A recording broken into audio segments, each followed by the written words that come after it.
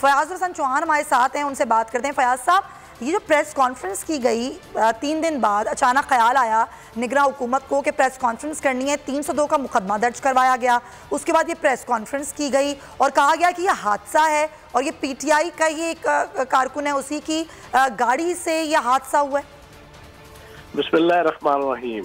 देखें, ये आज इन्होंने 1 घंटा पूरी पाकिस्तानी अवाम के दिमाग की जना वो चटनी बनाई और निगरान वज़ीर आला और मोहसिन नकवी और जनाब आपके आईजी पंजाब ये आए बाएं शाएं वहाँ लगे रहे।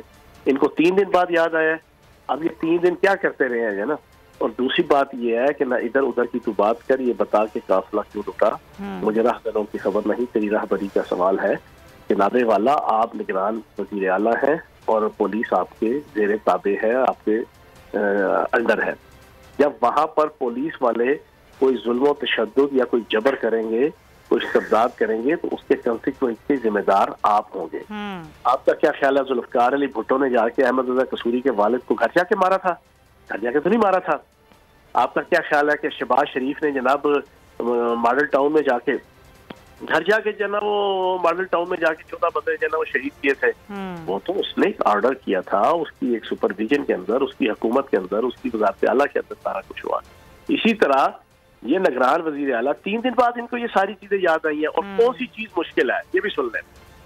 ये कहते हैं कि जनाब आपके वो डाला जनाब और वो वीडियो जो है वो पीटीआई के बंदे की थी और उसको पीटीआई के बंदे लेकर आए और ये कर लिया वो कर लिया। ये 1 दिन का काम है। मैं हुकूमत में रहा हूँ, मुझे इस चीज का इल्म है कि सरकार के लिए एजेंसियों के कुएं का पता कराना कि किसने वीडियो डाला, किसका था, वो जो कैमरे में 4-5-6 बंदे आ रहे थे वो कौन थे और वो कहाँ से ये बंदे इस जिले शाह को लेकर आ रहे थे, ये आधे घंटे का काम था पता कराना उस वक्त। सही बात है। तो इनको 3 दिन लगे हैं।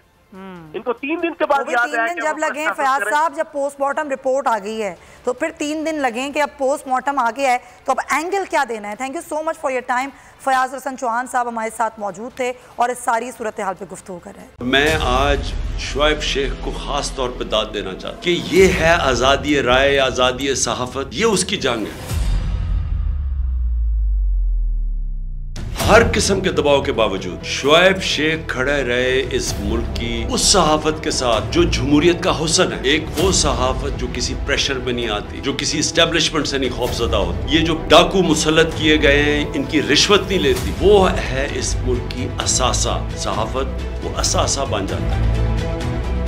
सिर्फ शुएब शेख को आज जेल में इसलिए डाला है कि उसको ये कहा गया था कि इमरान खान और पीटीआई की कवरेज ना करें। मैं पाकिस्तानियों की तरफ से शुएब शेख आपको और बोल चैनल कहता हूँ, हम आपके साथ खड़े हैं और इंशाल्लाह आप सब्र करें। ये अंधेरा, ये जो अंधेरी रात है, ये ज्यादा तैयार नहीं है। मुझे नजर आ रहा है कि इंशाल्लाह अच्छा वक्त आने वाला है।